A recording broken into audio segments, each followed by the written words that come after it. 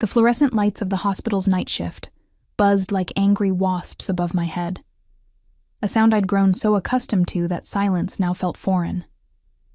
My sneakers squeaked against the linoleum as I pushed the cleaning cart down the pediatric wing, the smell of disinfectant burning my nostrils, a scent that had become as familiar as my own skin.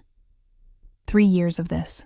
3 years of invisible existence, where doctors walked past me as if I were part of the furniture, where my hands scrubbed away the evidence of illness and despair, while my own life remained perpetually stained.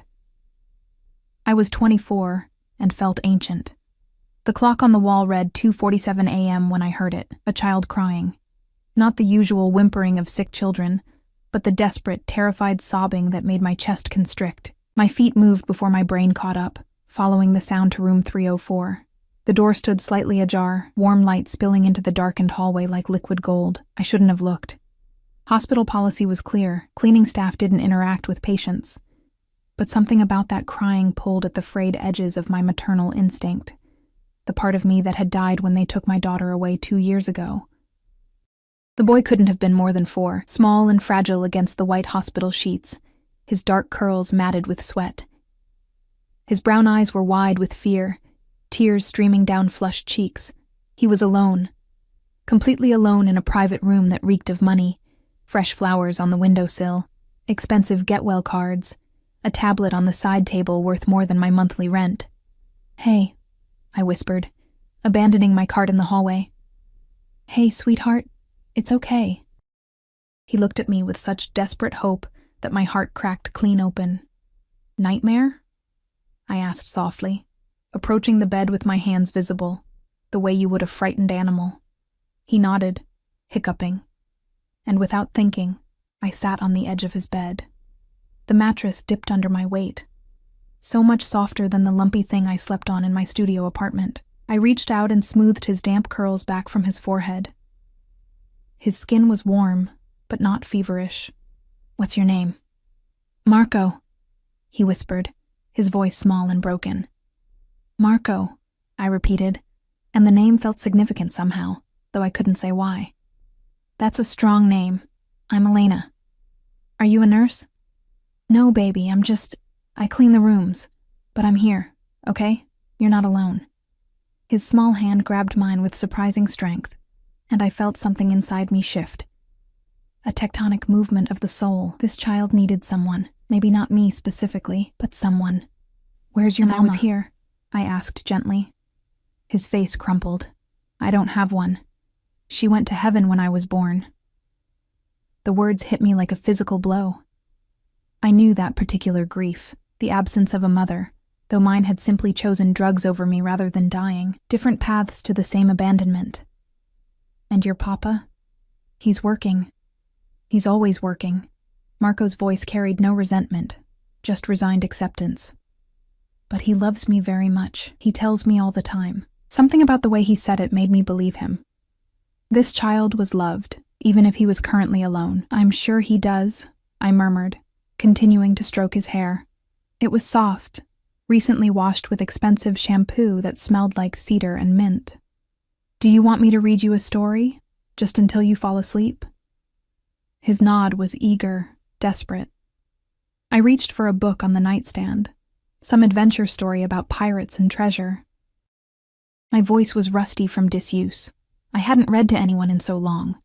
But I began, and Marco's breathing slowly steadied, his grip on my hand loosening as sleep finally claimed him.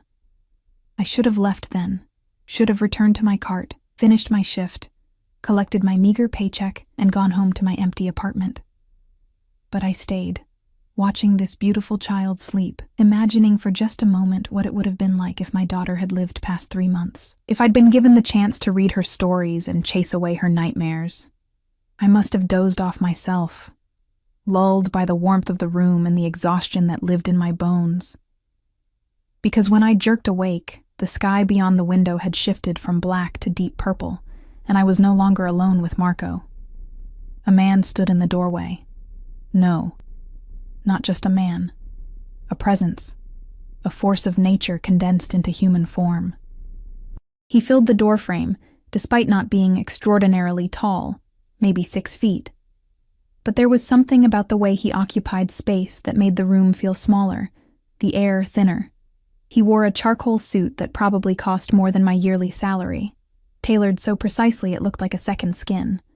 No tie, the top 2 buttons of his black dress shirt undone, revealing a glimpse of olive skin and the edge of what might have been a tattoo. His dark hair was styled with casual precision, slightly disheveled as if he'd been running his hands through it. But it was his face that made my breath catch. Sharp jawline shadowed with stubble, high cheekbones, and eyes so dark they appeared black in the dim light. He couldn't have been more than 30, far too young to carry the weight I saw in those eyes. Beautiful. Devastatingly, dangerously beautiful. But it wasn't his appearance that made my heart hammer against my ribs like a trapped bird. It was the absolute stillness with which he regarded me, a predator assessing potential threat. Behind him, I could make out the silhouettes of 2 men, broad-shouldered and watchful. Security. The kind that came with wealth and danger. His gaze moved from me to his sleeping son, then back to me. I realized with horror that I was still sitting on Marco's bed, still holding his small hand, my cleaning uniform wrinkled and my hair escaping its ponytail in messy wisps. I looked like exactly what I was, a poor hospital cleaner who had crossed an unforgivable boundary. "I'm sorry," I breathed, starting to stand. I heard him crying and he was alone and I just... "Don't." One word, spoken quietly but with such absolute command that I froze. His voice was deep, accented, Italian, I thought, and carried the kind of authority that came from people who expected obedience without question. He moved into the room with fluid grace, and I noticed everything at once. The expensive leather of his shoes, silent against the floor. The subtle scent of cologne that spoke of money and danger. The way the men behind him remained in the hallway, stationed like sentinels. He approached the bed, his eyes never leaving my face, and I felt pinned by that gaze. Unable to move, unable to breathe. "Who are you?" he asked softly, but there was steel beneath the silk. "Elena," I managed, my voice barely above a whisper. "Elena Martinez. I work here. Cleaning staff. I'm on the night shift, and I heard Marco crying, and he was alone, and I know I shouldn't have..." "He asked you to stay?" I nodded, not trusting my voice.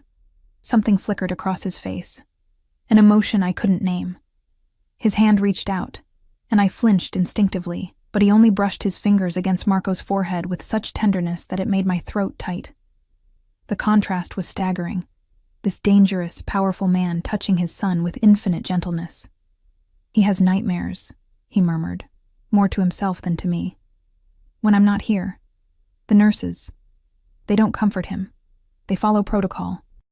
The way he said protocol made it sound like a curse. "I'm sorry," I repeated uselessly. "I'll go. I won't..." "You read to him." It wasn't a question. His eyes had found the book, still open on the bed. "Yes. The pirate story. He fell asleep about an hour ago. I should have left then, but you didn't want him to wake alone." The understanding in his voice was unexpected, disarming. I nodded again, feeling tears prick at my eyes for reasons I couldn't articulate. Maybe it was exhaustion. Maybe it was the way this stranger seemed to see me when everyone else looked through me. "Thank you," he said, and the words sounded foreign in his mouth, as if gratitude was a language he rarely spoke. He turned to face me fully then, and the intensity of his attention was almost physical. I felt stripped bare under that gaze, as if he could see every secret I carried, every scar hidden beneath my skin. His eyes traveled over my face, my cheap uniform, the hands I'd folded in my lap to hide their trembling, and something changed in his expression. A sharpening, a focusing, like a predator catching an unexpected scent. "How long have you worked here?" 3 years. "Night shift always?" "Yes." "And you live where?" The questions felt invasive, wrong, but I found myself answering anyway. "East Side, the Riverside District." His jaw tightened almost imperceptibly. I didn't know then that Riverside was controlled by his enemies, that my mere existence in that neighborhood had already complicated something. I didn't know anything, except that this man made me feel simultaneously terrified and seen in a way I hadn't experienced in years. You came to comfort my son, knowing you could lose your job for it. It wasn't a question, but I answered anyway. He was crying. He was alone. What kind of person would I be if I just walked past? Something blazed in those dark eyes. Approval, perhaps, or recognition. Most people. The silence stretched between us, heavy with things unspoken. Marco stirred slightly, his hand tightening around mine in sleep, and I saw the way his father's gaze dropped to our joined hands. The expression that crossed his face was complex, possessive, calculating, almost hungry. "What's your full name?" he asked suddenly. "Elena Rose Martinez." "Elena Rose Martinez," he repeated, as if committing it to memory. "You will come back tomorrow night. It wasn't a request. I work tomorrow. I'm assigned to the 3rd floor. You will be reassigned to this wing, to this floor, to this room." Each word was precise, absolute. "You will check on Marco during your shift. You will sit with him if he cries. You will read to him. Do you understand?" My mouth went dry. "I don't think the hospital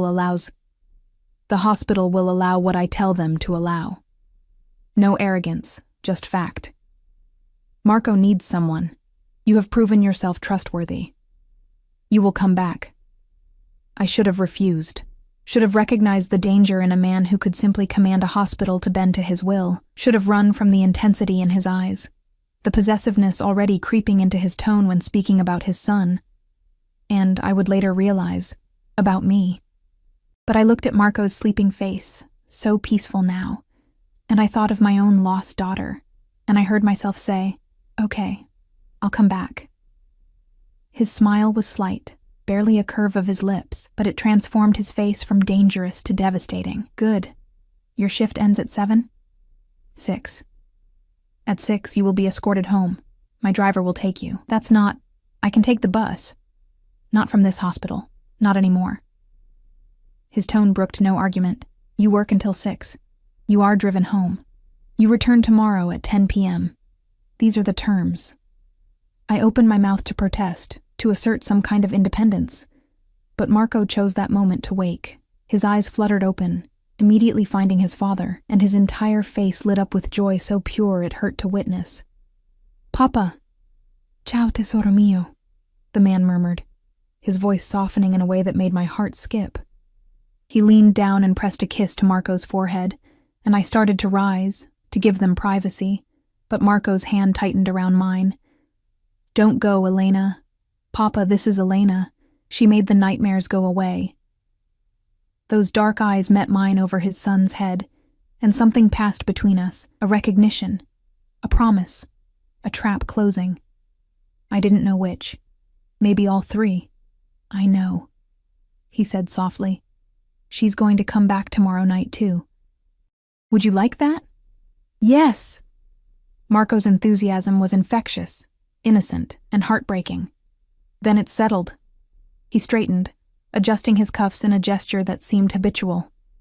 "Elena, my driver will meet you at the staff entrance at 6 a.m. He'll be in a black Mercedes. Don't keep him waiting." And just like that, my life tilted off its axis. I didn't even know his name, this beautiful, dangerous man who had just claimed ownership of my schedule, my safety, my future. I wanted to ask, but the words stuck in my throat, trapped by the intensity of his gaze and the weight of what I'd just agreed to. He turned to leave, his security detail materializing from the shadows, and I finally found my voice. "Wait. What's your name?" He paused in the doorway, looking back at me with an expression I couldn't read. Behind him, one of his men shifted uncomfortably, as if I'd committed some terrible breach of etiquette. But the man himself just smiled. A real smile this time, edged with something dark and possessive that made my skin prickle. "Dante," he said. "Dante Moretti." The name should have meant something, should have sent me running, but I was too tired, too caught up in Marco's grateful smile, too naive to understand that I'd just made a deal with the devil himself. "Good night, Elena Rose Martinez," he murmured. And the way he said my full name felt like a claim. "Sleep well. You'll need your strength for tomorrow," and then he was gone, leaving only the scent of expensive cologne and the echo of his voice in the air. Marco was already drifting back to sleep, secure in the knowledge that his father had been there, that I would return. I sat there for another moment, my hand still warm from holding his, my mind racing. What had I just agreed to? Who was Dante Moretti, that he could command a hospital, that he traveled with armed security, that his very presence seemed to bend reality around him? The sun was fully risen by the time I gathered my cart and stumbled through the rest of my shift in a daze. At exactly 6 a.m., I pushed through the staff entrance and found the black Mercedes waiting, just as promised. The driver was a massive man with scarred knuckles and eyes that had seen things I probably couldn't imagine. He opened the door for me without a word. I should have walked to the bus stop, should have asserted my independence, should have recognized the cage being built around me, bar by golden bar. Instead, I slid into the leather interior, breathing in the scent of luxury and danger, and let myself be driven home through the waking city. It wasn't until I was alone in my apartment, staring at the water-stained ceiling, that I let myself acknowledge the truth. I was in trouble. Deep, inescapable trouble. And the worst part? Some small, broken piece of me was grateful for it. Sleep didn't come. I lay on my creaking mattress, watching shadows shift across the ceiling as my mind replayed every moment in that hospital room. Dante Moretti. The name rolled through my thoughts like distant thunder, ominous and electric. I'd grown up in the East Side, had learned early which names to fear, which territories to avoid, which men moved through the city with blood on their hands and ice in their veins.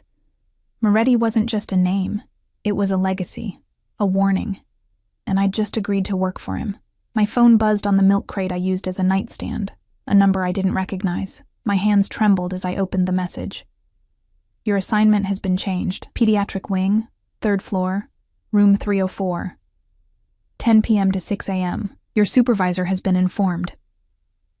DM. Just like that, my entire work schedule rearranged with a text message. I should have felt violated, manipulated. Instead, I felt something far more dangerous. Seen. Someone had noticed me, thought about me, made decisions that included me in their world. God, I was pathetic. I forced myself out of bed at noon, my body protesting the disrupted sleep cycle. The mirror showed a stranger, hollow-eyed, too thin, dark hair tangled around a face that had forgotten how to be young, 24 going on 40. The hot water in my building only worked sporadically, and today wasn't my lucky day. I showered in lukewarm water that smelled faintly of rust, scrubbing away the hospital smell, trying to wash away the memory of Dante's eyes on me. It didn't work. My apartment was a study in survival, rather than living. 400 square feet of peeling paint and broken promises. The window overlooked a dumpster. The refrigerator hummed ominously, containing mostly condiments and expired milk. I'd grown accustomed to hunger, to making a single meal stretch across days, to the gnawing emptiness that was as much emotional as physical. I made instant coffee and stared at my phone, at that message from DM. Dante Moretti had my number, had probably known everything about me within hours of our meeting, where I lived, where I came from. Every mistake I'd ever made. Men like him didn't leave things to chance. The day crawled past. I tried to sleep more, managed maybe 2 hours of fitful rest filled with dreams of dark eyes and small hands holding mine. At 8 p.m., I dressed in my spare uniform, the one without stains, the one I saved for days when I needed to feel slightly less invisible. I braided my hair with shaking fingers, applied the bare minimum of makeup to hide the exhaustion carved into my features. The bus ride to the hospital felt surreal, like moving through water. Every passenger seemed to stare at me, as if they could see the mark Dante had left, the claim he'd already staked. I was being ridiculous, paranoid. Nobody cared about a cleaning woman heading to her night shift. But when I arrived at the staff entrance, the security guard who'd worked there for years looked at me differently. His eyes held something new, recognition tinged with wariness, maybe even respect. He waved me through without the usual cursory bag check. "Martinez," my supervisor called as I clocked in. Linda was 50-something, tired, and generally indifferent to her employees beyond ensuring shifts were covered. Tonight, she looked at me with barely concealed curiosity. "You've been reassigned," I know. I got the message. Her eyebrows rose. Directly? From administration? I nodded, not trusting my voice. Must be nice, having connections. The words weren't quite hostile, but they carried weight. Resentment, maybe. Suspicion, definitely. You're on third floor pediatrics. Room 304 is your primary responsibility. Keep it spotless. The patient is VIP. I understand. Do you? Linda leaned closer, her voice dropping. Because VIP here means something different than usual. It means men in suits standing in hallways. It means administration bending over backward. It means don't ask questions, don't talk to anyone about what you see, and definitely don't screw this up. My mouth went dry. Okay. Room 304 only tonight. If the boy needs anything, you help him. If anyone asks you questions about the patient or his visitors, you know nothing. Understood? Yes. She studied me for a long moment, her expression unreadable. I don't know what you've gotten yourself into, Martinez, but be careful. Men who can rearrange hospital assignments with a phone call aren't the kind you walk away from easily. The warning settled in my stomach like a stone, cold and heavy. But I just nodded and headed to the third floor, my cart rolling ahead of me with its familiar squeak. The pediatric wing felt different tonight. 2 men in dark suits stood near the nurse's station, their eyes tracking my movement with professional disinterest. Not the same ones from this morning, but cut from the same cloth. Broad-shouldered, alert, dangerous. One spoke quietly into his wrist, and I realized he was wearing a communication device. Security for a 4-year-old boy. What kind of life was that? Room 304's door stood open, warm light spilling into the hallway like an invitation. I paused at the threshold, suddenly uncertain. Marco sat up in bed, surrounded by new toys, expensive ones. The kind advertised on commercials I couldn't afford to make real, but his face when he saw me lit up brighter than any toy could manage. Elena! You came back. The pure joy in his voice cracked something inside me. I abandoned my cart and entered the room, letting myself smile. Really smile. For the first time in months. Of course I did. I promised, didn't I? He nodded enthusiastically, bouncing slightly on the mattress. Papa said you would. He's always right about things. I sat in the chair beside his bed, maintaining proper distance this time, aware of the security outside. The camera's probably recording everything. How are you feeling today, sweetheart? Better. The doctor said maybe 2 more days and I can go home. His enthusiasm dimmed slightly, but Papa is worried. He keeps asking the doctors questions and making them check things again. He loves you very much. I know. Marco's smile was soft, secure in that knowledge in a way I'd never been.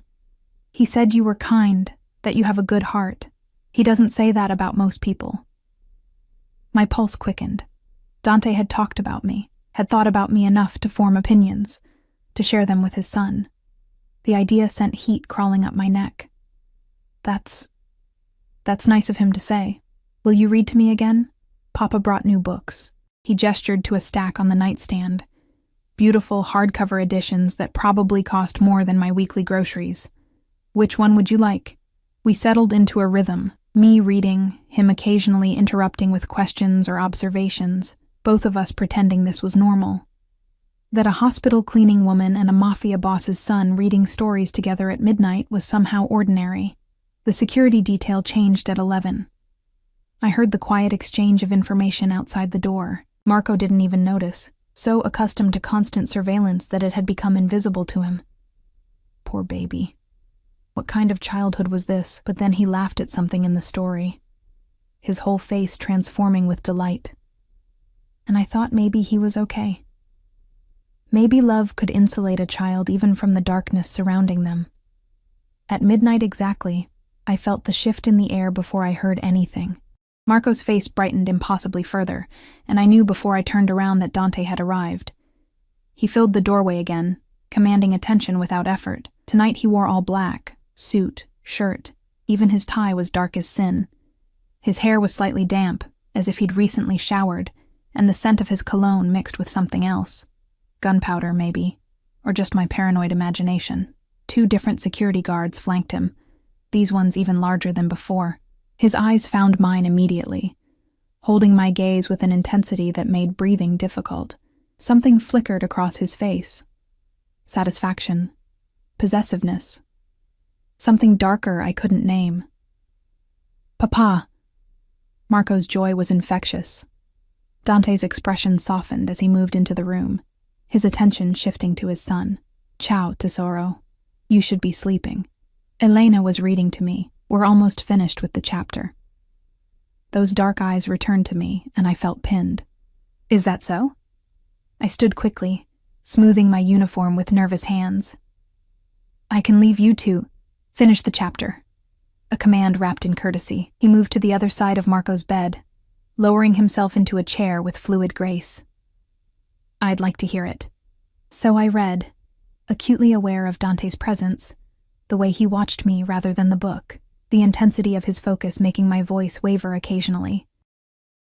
Marco didn't notice, snuggled between us, secure in the attention of two adults who cared about him. When I finished the chapter, Marco's eyes were already drooping. Dante stood, leaning over to press a kiss to his son's forehead, murmuring something in Italian too soft for me to catch. Then he straightened and gestured toward the door. My heart hammered as I followed him into the hallway. The security detail shifted, creating a subtle barrier between us and the rest of the floor. Dante moved down the corridor toward a small waiting area, empty at this hour, and I trailed behind like a fish on a hook. He turned to face me in the dim waiting room, and suddenly the space felt impossibly small. Up close, I could see the faint scar along his jaw, the shadow of exhaustion beneath his eyes, the tension in his shoulders that suggested violence barely contained. "Thank you," he said quietly, "for coming back, for keeping your word. I said I would. Most people's words mean nothing." He stepped closer, and I fought the urge to retreat. "But I think yours do. You don't know me." "No." His head tilted slightly, studying me like I was a puzzle requiring solution. "But I intend to." The words should have frightened me, should have sent me running back to my cart, to my invisible existence, to safety. Instead, they sparked something in my chest, heat and terror, and a longing so profound it hurt. "Why?" The question escaped before I could stop it. "Why what? Why do you care? I'm nobody. Just a cleaning woman who... You comforted my son when he was alone and afraid." Dante's voice was soft but edged with steel. "You risked your job to give him what he needed. That makes you someone, Elena." The way he said my name, like a caress, like a claim, made my knees weak. "Mr. Moretti, Dante." He moved closer still, near enough that I could feel the heat radiating from his body, could see the flecks of gold in his dark eyes. "You will call me Dante. That's not... We're not... We are whatever I say we are." No arrogance, just absolute certainty. His hand rose, and I froze as his fingers brushed along my jaw, tilting my face up to meet his gaze. His touch was surprisingly gentle, at odds with everything else about him. "And I say that you matter, that you are under my protection now. Do you understand?" "No," I breathed. "I don't understand any of this." His thumb traced my lower lip, and electricity shot through my entire body. "You will. In time, you'll understand everything." He leaned closer, his breath warm against my ear. "Someone like you, living in Riverside, working nights, walking home alone. It's not safe, Elena. Not anymore. I've been fine for 3 years. That was before." His voice dropped to something almost dangerous. "Before you became important to my son. Before you became important to me." My heart threatened to burst from my chest. "This is crazy. You don't even know me." "I know enough." He pulled back slightly, his hand falling away, leaving cold where warmth had been. "I know you're alone. I know you're struggling. I know you have shadows in your eyes that match the ones in mine." His gaze intensified. "And I know that when you held my son's hand, you looked at him like he mattered more than anything in the world. That kind of heart is rare, Elena. Precious." I should get back to work. My voice was barely audible. "Yes." But he didn't move, didn't release me from the weight of his attention. "My driver will take you home at 6. No arguments." "Dante." "No. Arguments." Each word was carefully enunciated, You will accept this protection, or I will have you escorted home every night by my security. Your choice. Some choice. I nodded, defeated, overwhelmed, terrified by how much I wanted to surrender to this. To him, to the promise of being seen and protected and valued. Good girl. The praise sent heat flooding through me, inappropriate and intoxicating. Now go. Finish your shift. Take care of my son. I fled. There was no other word for it. I practically ran back to room 304, my hands shaking as I grabbed my cart. But I could feel Dante's eyes on me the entire way, tracking my movement, claiming ownership of my space and breath and future. What had I gotten myself into? The next 2 weeks dissolved into a strange, intoxicating routine that rewrote the architecture of my entire existence. Every night at 10 p.m., I arrived at the hospital to find room 304 waiting like a sanctuary I hadn't known I needed. Marco's recovery progressed steadily, the pneumonia that had hospitalized him retreating under aggressive treatment. But Dante showed no inclination to adjust our arrangement. If anything, his presence intensified. He came every night without fail, arriving between midnight and 1 a.m. with his rotating security detail, his expensive suits, and those eyes that saw too much. We developed an unspoken choreography. I would read to Marco until Dante arrived. Then the three of us would exist in this bubble of temporary domesticity that felt both desperately real and impossibly fragile. Dante never touched me again after that night in the waiting room, but his attention was a physical thing. Constant, assessing, possessive. He watched me read to Marco, watched me tuck blankets around his son with gentle hands, watched me exist in his space, breathing his air, becoming entangled in his world with every passing hour. And I let him. God help me, I let him. The black Mercedes became as familiar as my own heartbeat. Dante's driver, a man named Luca who spoke rarely but observed everything, picked me up at my apartment building at 9:30 each night and delivered me home at 6:15 each morning. The other residents noticed, whispered, stared at the luxury vehicle idling in our broken-down neighborhood like a diamond in a trash heap. I started receiving different treatment everywhere. The landlord who'd ignored my complaints about heat and hot water for 2 years suddenly appeared at my door with a repairman. The corner store owner who'd watched me count pennies for bread began refusing my money, saying my tab was handled. Even the bus drivers on my rare daytime errands nodded with new respect. Dante's shadow was remaking my world, and I was too tired, too lonely, too desperate for connection to fight it. On the 14th night, everything changed. Marco was being discharged the following morning. The room buzzed with preparations, nurses finalizing paperwork, doctors providing last instructions, Dante's people coordinating security for the transfer. I should have felt happy for Marco's recovery. Instead, I felt hollowed out, grief-stricken at the thought of losing this strange haven I'd found. "You're quiet tonight," Dante observed. We stood in our usual positions on either side of Marco's bed, the boys sleeping peacefully between us after an exciting day of packing and goodbye hugs from favorite nurses. "Just tired," I lied. His eyes narrowed. He knew. Of course he knew. This man seemed to read me like I was a book written specifically for his consumption. "Walk with me." It wasn't a request. He spoke quietly to one of his security team, then gestured for me to follow. My heart hammered as we left the room, moving down the empty corridor toward the same waiting area where he'd touched my face and promised protection. The security detail remained at a discreet distance, visible but not intrusive. The waiting room was dark except for the city lights filtering through windows. Dante moved to stand before the glass, his profile sharp and beautiful against the glowing skyline. I remained near the doorway, uncertain, aware that we'd never been truly alone before. Marco had always been there, a buffer against whatever this was between us. "You think this ends tomorrow," he said without looking at me. My throat tightened. "Marco's going home. He doesn't need me anymore. And you?" He turned then, pinning me with that devastating gaze. "Do you need this to end?" The question hung between us, loaded with implications I wasn't brave enough to examine. "It doesn't matter what I need. This was always temporary. I'm just what?" He moved closer, each step deliberate. "Just the cleaning woman?" Just someone who happened to be kind to my son? Just a girl from Riverside who should be grateful for 2 weeks of easy work? Yes, I whispered. Even though we both knew I was lying, he stopped inches away, so close I could see the pulse beating in his throat, could smell cedar and danger and something uniquely him. I don't believe you. Dante.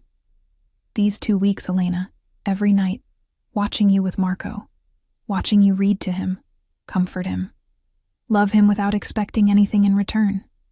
His hand rose, fingers trailing along my cheek with devastating gentleness. Do you know what that's done to me? I couldn't breathe, couldn't think, couldn't do anything but feel his touch burning through every defense I'd ever constructed.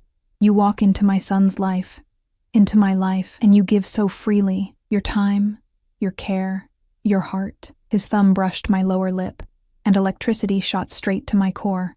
No one has ever looked at Marco the way you do. Like he's precious beyond measure. Like his happiness matters more than your own comfort. He is precious, I managed. Any child would be lucky to have a father who loves them the way you love him. Something dark and hungry flashed in his eyes. And what about you, Elena? Who loves you the way you deserve? The question shattered something inside me. Tears burned behind my eyes, threatening to spill over and expose just how broken I really was. Nobody. There's nobody. There is now. His other hand cupped my face, holding me captive to his intensity.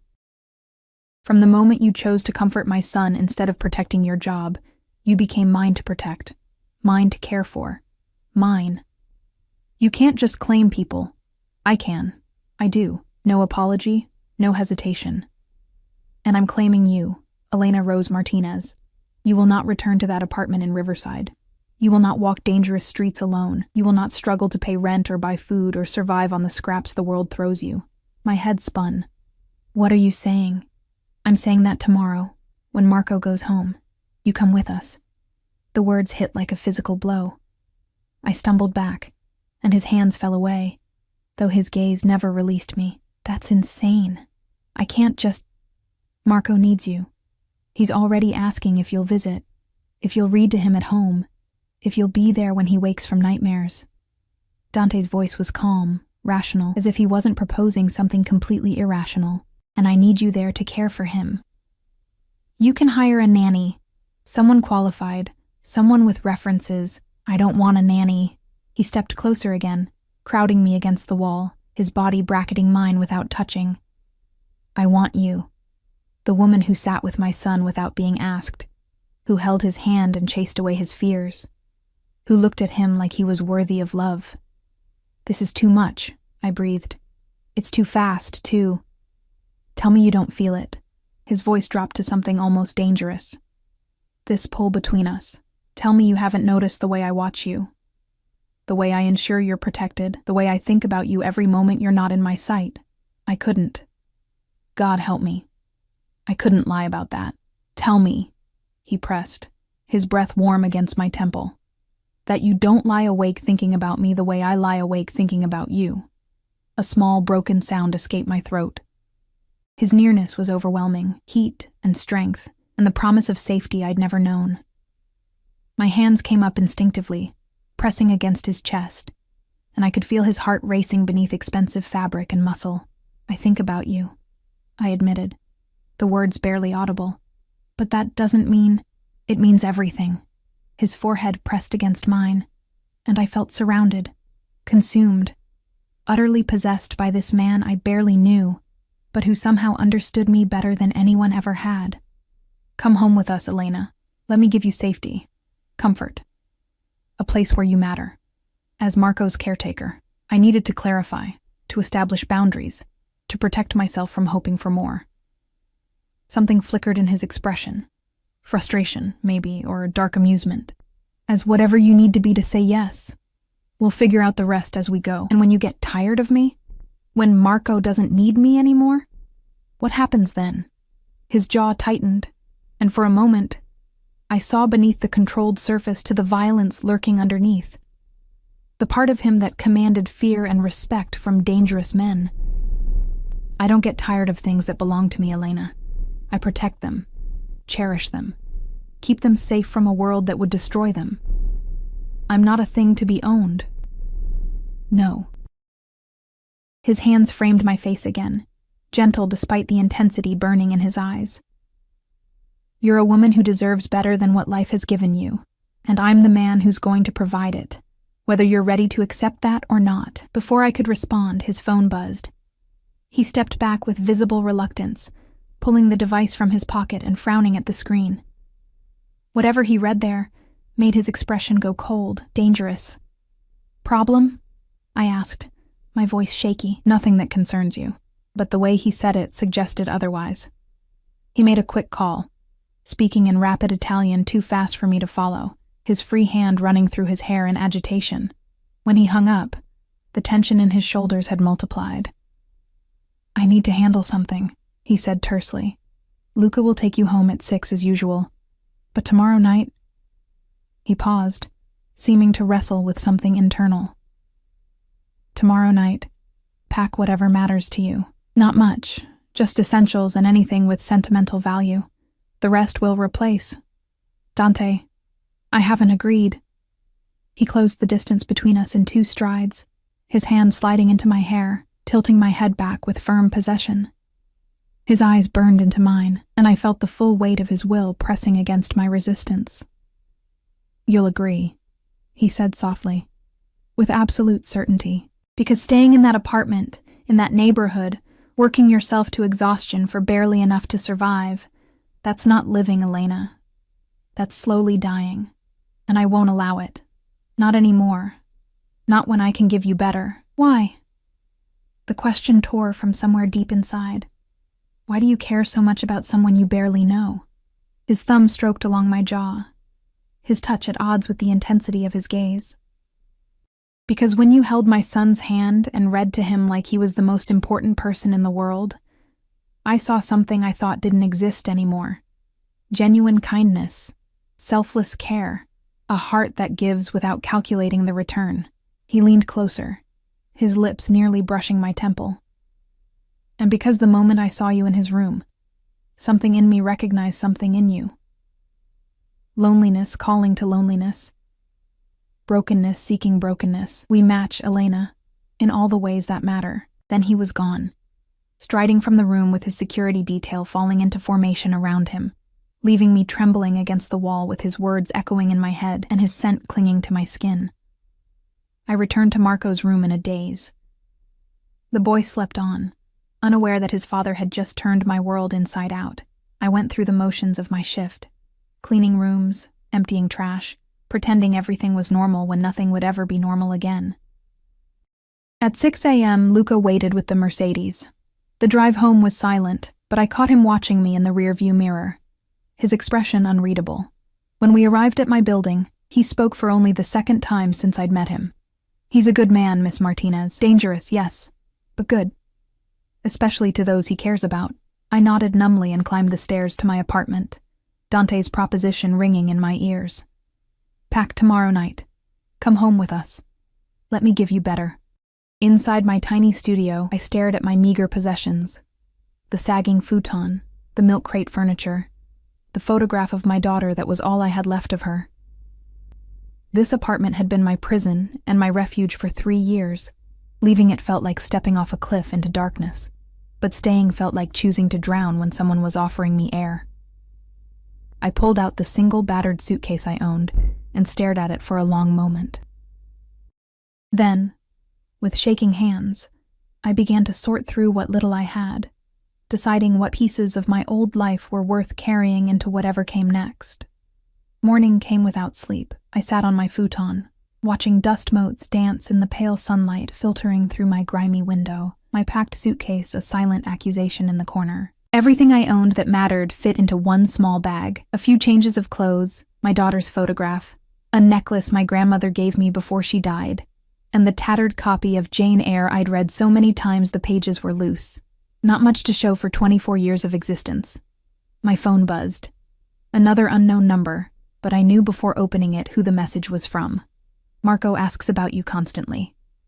He wants you to see his room, meet his dog, have breakfast with us. Don't disappoint him, Elena. Be ready at 9 p.m. DM. The presumption should have angered me. Instead, it sent warmth flooding through my chest, the knowledge that I'd been thought about, discussed, wanted. Marco asked for me, and Dante was giving me no room to retreat, no space to change my mind. Smart man. He knew I'd overthink this, talk myself out of it, choose familiar suffering over unknown possibility. I spent the day in a strange fugue state, moving through my apartment like a ghost haunting her own life. I cleaned obsessively, scrubbing counters that didn't matter, organizing possessions I was leaving behind. Around 3 p.m., there was a knock at my door. My landlord stood in the hallway, looking uncomfortable. Behind him were 2 men in work uniforms carrying toolboxes. "Miss Martinez," he started, not meeting my eyes. "I'm here to fix the heating and the hot water issue. Should have been done months ago." My apologies for the delay. I stared at him. In 2 years, he'd never apologized for anything. "It's fine. But I'm actually moving out. No rush on that," he interrupted quickly. "Your rent is paid through the end of the year, courtesy of a benefactor. And if you decide to stay, the lease is yours, as long as you want it." Dante. Of course. Ensuring I had options, even as he maneuvered me toward the one he wanted. I let the workers in, watched them repair things that would no longer be my problem, and tried to reconcile this surreal generosity with the dangerous man who'd ordered it. By 8 p.m., I was dressed in my best jeans and the only nice sweater I owned, thrift store finds, but clean and relatively unworn. My hair hung loose around my shoulders because I had no idea what one wore to move into a Mafia Boss's home. My hands wouldn't stop shaking. At exactly 9 p.m., the knock came. But it wasn't Luca at my door. Dante stood in my hallway, filling the narrow space with his presence, looking impossibly out of place in his tailored black suit against my building's peeling paint and flickering fluorescent lights. Behind him, 2 security guards waited at the stairs, their eyes constantly scanning. "You came yourself," I breathed. His gaze traveled over me, lingering on my loose hair, the fitted sweater, before returning to my face. Something heated flickered in those dark eyes. "Did you think I wouldn't? That I'd send Luca to collect you like luggage? I don't know what to think about any of this." He stepped inside without invitation, and my tiny apartment shrank around him. I watched him take in my poverty with steady assessment, the futon with its threadbare blankets, the milk crate nightstand, the hot plate I used because the stove was broken. His jaw tightened almost imperceptibly, a muscle jumping beneath the stubble. "You've lived like this for 3 years," he said quietly. It wasn't a question. "It's not much, but it's mine." His eyes cut to me, sharp and intense. "It's unacceptable. No one under my protection lives like this. Ever. I wasn't under your protection until 2 weeks ago." "No." He moved closer, reaching out to touch a water stain on the wall, his expression darkening. "But you are now. And you'll never return to this." The finality in his voice should have chafed. Instead, it felt like absolution. Permission to leave behind this half-life I'd been surviving rather than living. "My suitcase is there," I said, gesturing to the corner. He picked it up with one hand, frowning at its light weight. "This is everything?" "Everything that matters." Something shifted in his expression.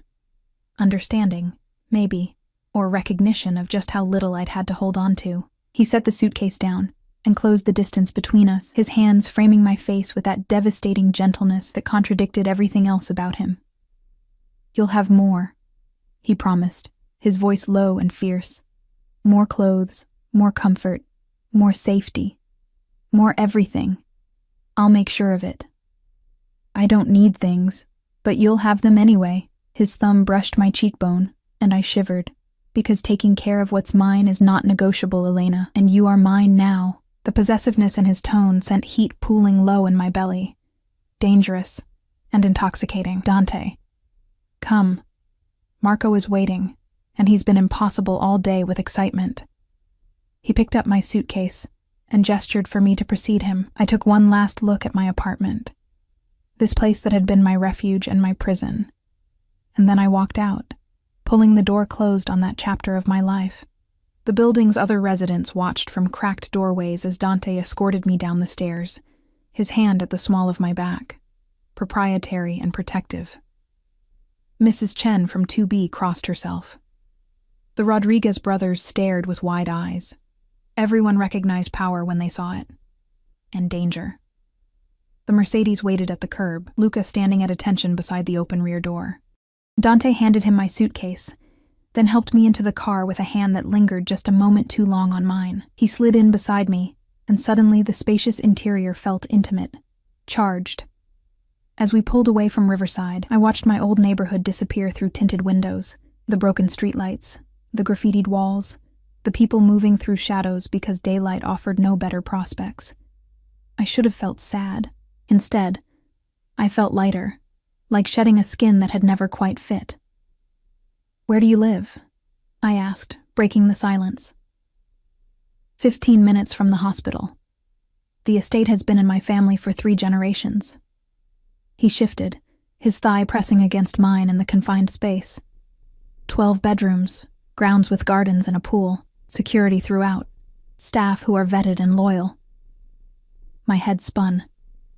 That's not a home, that's a fortress. It needs to be. His hand found mine, fingers interlacing with casual possession. My world is dangerous, Elena. People would use anyone I care about to get to me. Marco especially. And now you. The weight of that settled over me. Maybe this is a mistake. Maybe I shouldn't. Too late. His grip tightened slightly, not painful, but immovable. The moment you walked out of that apartment, you crossed a line. There's no going back to what was, only forward to what comes next. You're very sure of yourself. I have to be. He turned to face me, and the intensity in his eyes stole my breath. Uncertainty gets people killed in my world. So I decide, I act, and I protect what's mine with everything I have. You'll learn to trust that, Elena, to trust me. The car turned into a gated driveway, massive iron gates swinging open to admit us. My mouth fell open as we drove through manicured grounds lit by subtle landscape lighting. The main house rose before us like something from a movie, 3 stories of elegant stone and windows that glowed with warm light. "Oh my God," I whispered. Dante's thumb stroked the back of my hand, a small gesture of comfort. "It's just a house. You're home now." The car stopped before the main entrance where a woman in her 50s waited. Gray hair pulled into a neat bun, kind eyes, wearing what looked like an expensive version of a housekeeper's uniform. "That's Maria," Dante said, as Luca opened my door. "She manages the household staff and has been with my family since I was Marco's age. She'll help you get settled." I climbed out on shaking legs, craning my neck to take in the sheer size of the building. This was insane. I didn't belong here. I was a cleaning woman from Riverside, and this was a palace. "Elena!" Marco's voice rang out, and then he was running toward me, a small whirlwind of energy and joy. I barely had time to brace myself before he crashed into my legs, hugging me with all his 4-year-old strength. "You're here! You're really here!" I knelt down, gathering him close, and felt my heart crack open. This was why I'd agreed to this madness. For this child who looked at me like I hung the moon. "I'm here, sweetheart. I promised, didn't I? Papa said you're going to live with us now, that you'll read to me every night, and be here when I wake up and everything." His excitement was infectious, pure. "If that's okay with you," I managed around the lump in my throat. "It's the best thing ever." He grabbed my hand, tugging insistently. "Come see my room. And meet Bruno, that's my dog. And Papa had them make up the room next to mine for you, so you're close if I have nightmares." I glanced at Dante, who watched this exchange with an expression I couldn't quite read, satisfaction mixed with something deeper, more complex. He nodded slightly, permission or encouragement, and I let Marco pull me into the house. The interior was breathtaking, marble floors, soaring ceilings, artwork that probably cost more than I'd earn in a lifetime, but it was also lived in, comfortable. Toys scattered in corners, photos on tables, the scent of something delicious cooking somewhere deeper in the house. Marco gave me the grand tour with 4-year-old enthusiasm, showing me every room on the first floor before dragging me upstairs. His bedroom was large and bright, decorated with themes of adventure and exploration, maps on the walls, a bed shaped like a ship, shelves overflowing with books and toys. "And this is your room." He pushed open a door, and I froze. The bedroom was bigger than my entire apartment had been. A massive 4-poster bed dominated one wall, dressed in linens that looked impossibly soft. Floor-to-ceiling windows overlooked the gardens. A sitting area with a fireplace occupied one corner. An ensuite bathroom visible through an open door promised luxury I'd never experienced. "Do you like it?" Marco asked anxiously. "Papa said to make sure it had everything you'd need." "And look." He ran to a bookshelf I hadn't noticed, already filled with beautiful hardcover editions. "Books, so you can read whenever you want." I couldn't speak around the emotion clogging my throat. This was too much. All of it was too much. "She loves it." Dante's voice came from the doorway. I turned to find him leaning against the frame, watching me with those knowing eyes. "Don't you, Elena?" I nodded, not trusting my voice. "Good." He pushed off the frame, moving into the room with that predatory grace. "Marco, go wash up for dinner. Elena will be there soon." The boy hugged me once more, then scampered off. I heard his feet on the stairs, leaving Dante and me alone in this beautiful room that was supposedly mine.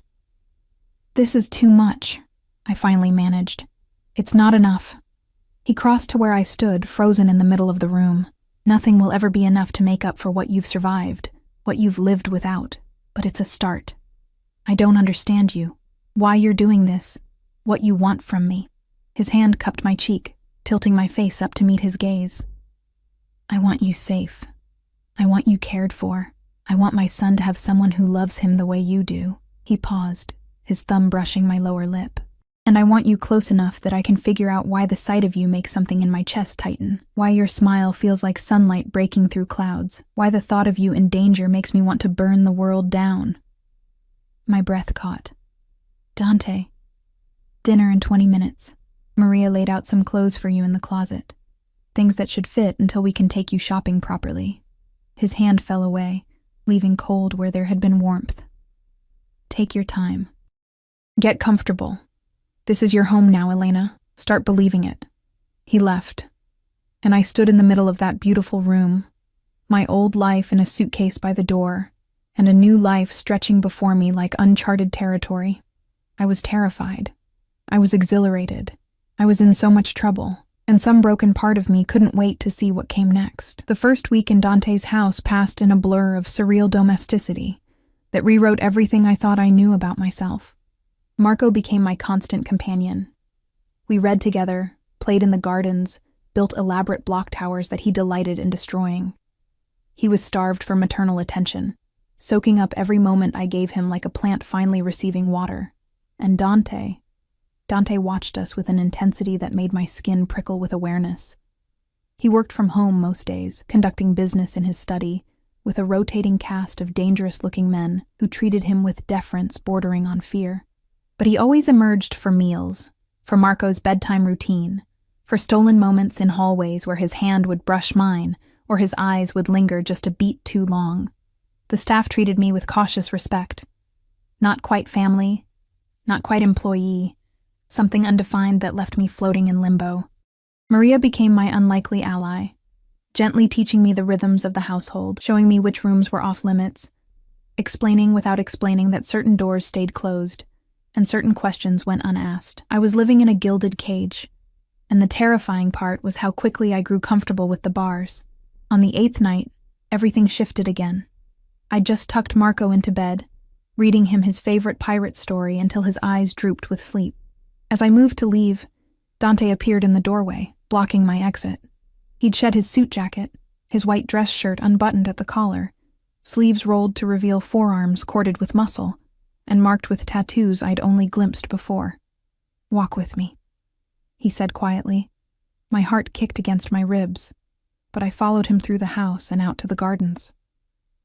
Night had fallen, the grounds lit by soft landscape lighting that cast everything in romantic shadow. We walked in silence down a stone path bordered by rose bushes, their scent heavy in the warm air. "You're settling in well," he observed. "Marco makes it easy. He's an amazing kid." "He is." Dante's voice carried weight, "and he's becoming attached to you, very attached." Something in his tone made me stop walking. "Is that a problem?"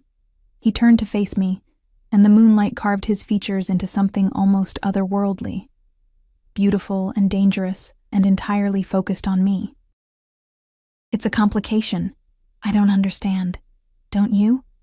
He stepped closer, and I retreated until my back hit a stone wall, trapped between cold rock and his heat. You've been here 8 days, Elena.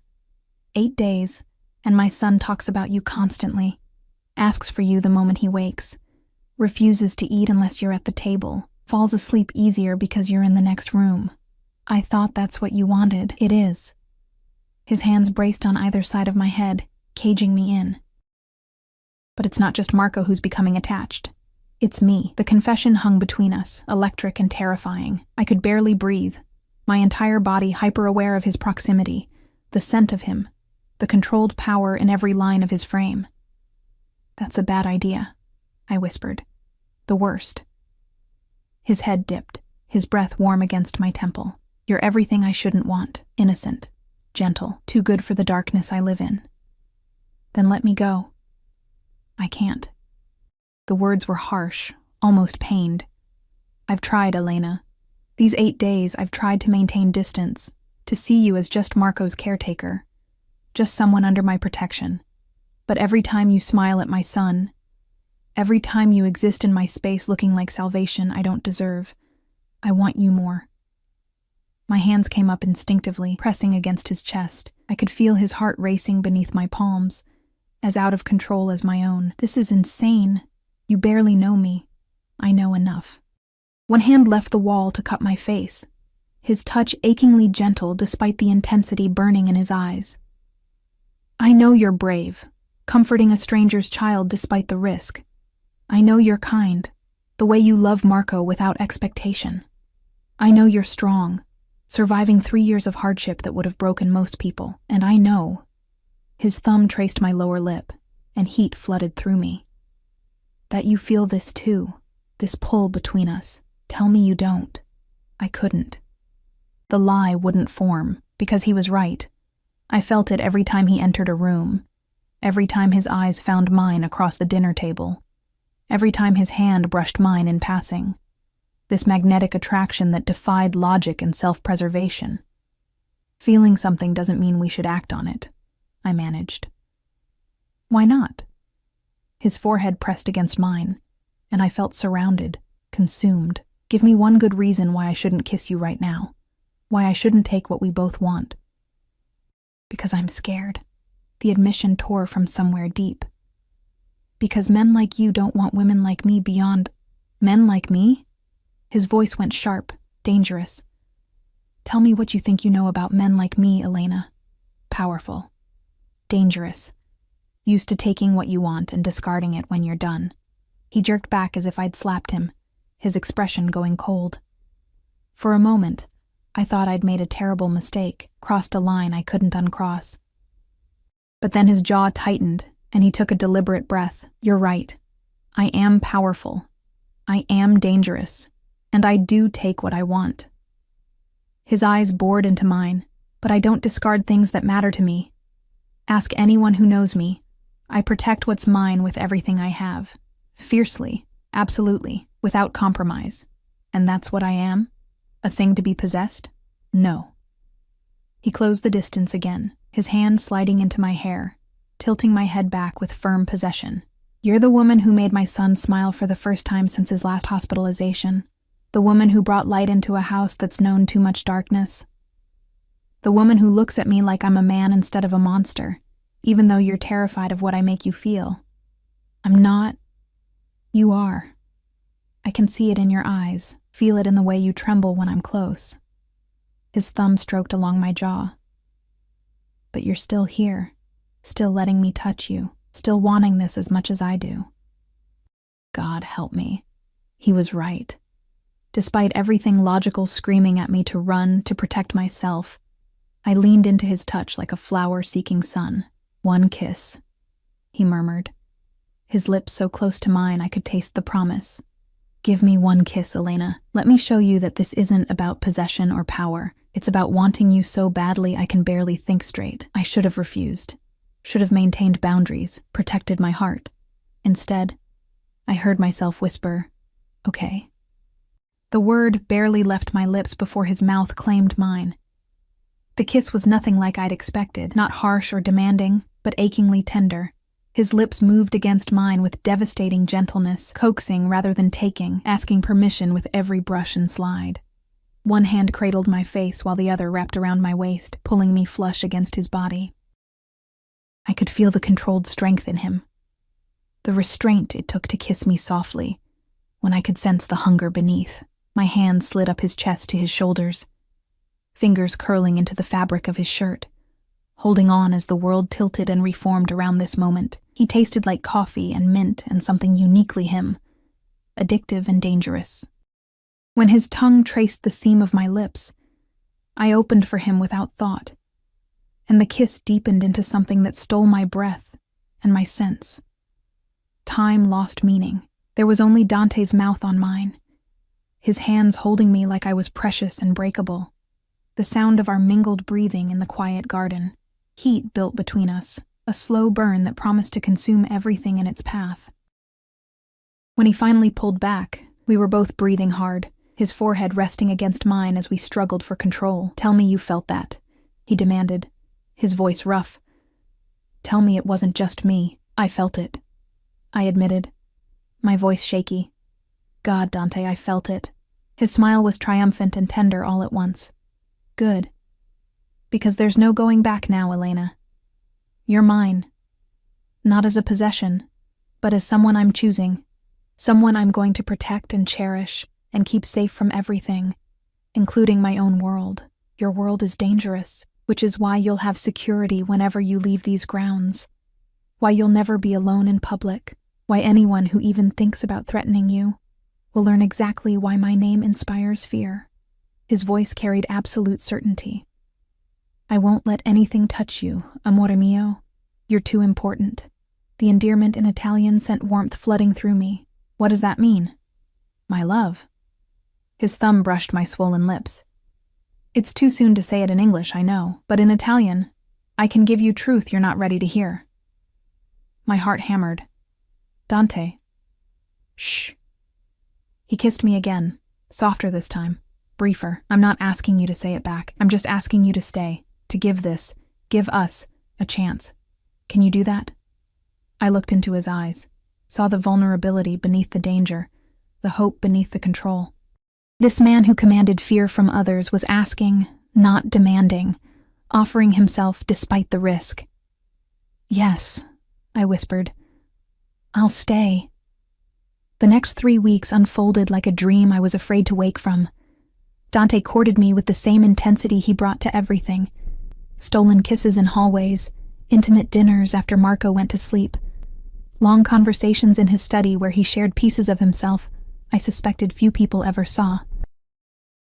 He told me about his wife, Marco's mother, who died in childbirth due to complications the doctors couldn't prevent. About the guilt he carried for not being there, for being across the city handling business when she needed him most.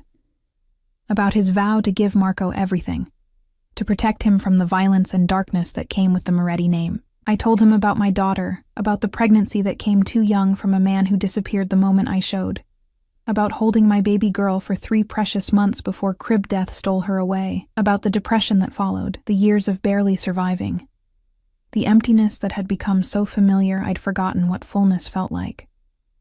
We were 2 broken people finding wholeness in each other, and it was terrifying and beautiful, and more than I'd ever hoped to have. But paradise couldn't last forever. The threat came on a Tuesday, sudden and vicious. I was in the garden with Marco, watching him chase Bruno through the rose bushes, when Dante appeared with 4 security guards, his face set in grim lines. "Inside. Now." His tone allowed no argument. I gathered Marco without question, hurrying toward the house as more guards materialized from seemingly nowhere. Once inside, Dante led us to a room I'd never seen before. Reinforced door, no windows, surveillance monitors covering one wall. "What's happening?"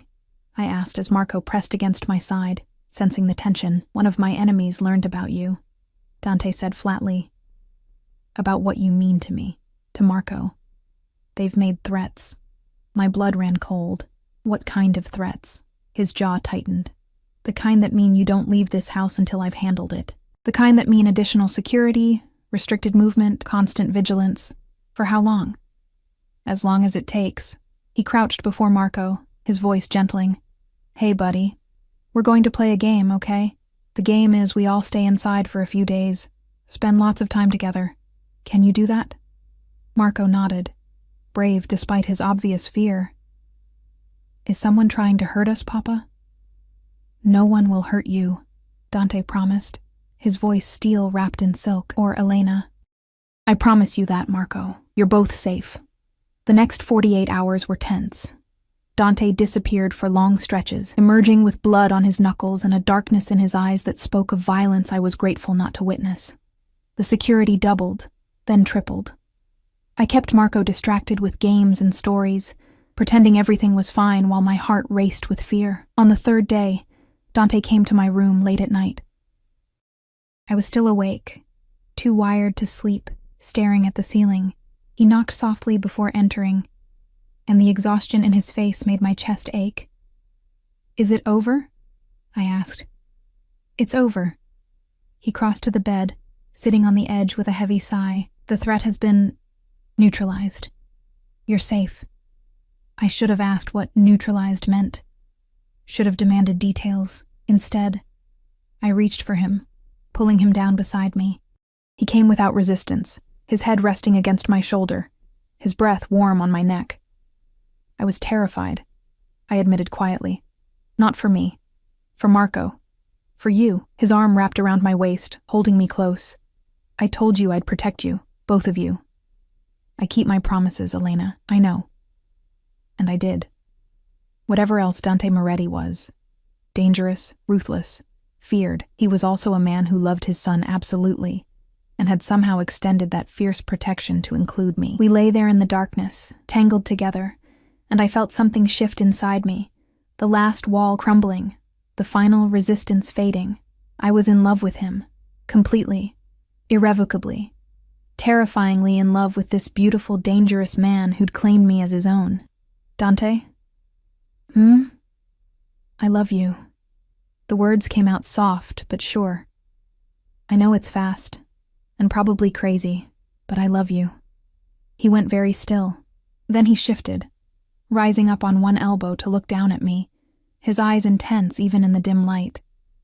Say it again. I love you. His kiss was fierce this time, claiming and possessive, and filled with all the emotion neither of us had words for. When he pulled back, his hand cradled my face with infinite tenderness. Ti amo, Elena Rose Martinez. He murmured against my lips, I love you.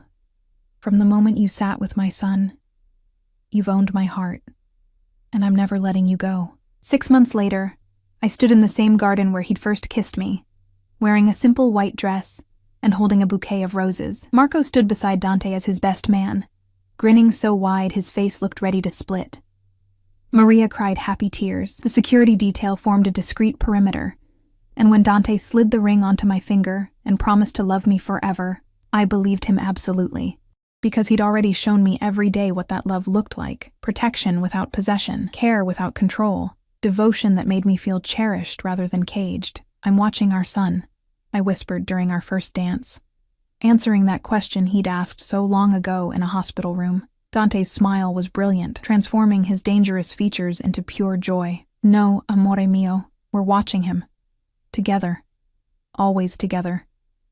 And as Marco ran over to wrap his arms around both our legs, demanding to be part of the dance, I finally understood what home meant. Not a place, but people.